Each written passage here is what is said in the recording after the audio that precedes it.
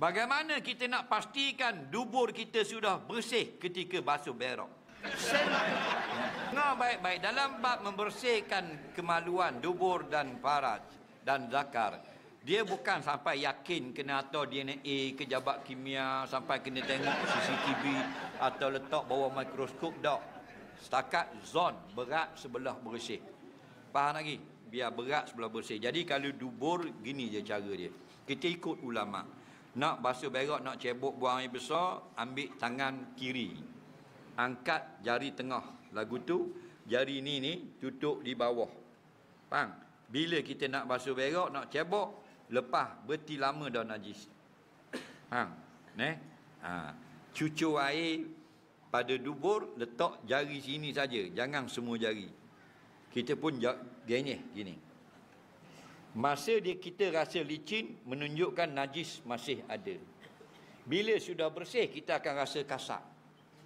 Faham? Bila rasa kasar, mana sudah bersih. Cukup, sudah memadai. Tak wajib panggil bini. Yang cik suluh tengok. Tak wajib. Jadi satu kerja pula dah. Faham lagi? Tak. Jadi kena ambil gambar makro gitu, kena tak payah. Nyusah. Tak. Bila sudah licin, tanda ada najis. Sebab tu dah kita dah konyong ke jari satu. Malam ni baru tahu. Dah konyong ke mana? Lama ni 5 bang. Kan Allah bagi 5 jari. Ni ada faedah. Ni ada faedah. Ni apa faedah dia? Karet telinga. Kita guna cotton bud, kadang-kadang tercocok gegendang. Tapi kalau kita masukkan jari telinga dalam telinga kita, jangan telinga orang, Allah sudah buat saiz jari kelingking kita tidak akan tembus gegendang. Tak kena juga. Faham?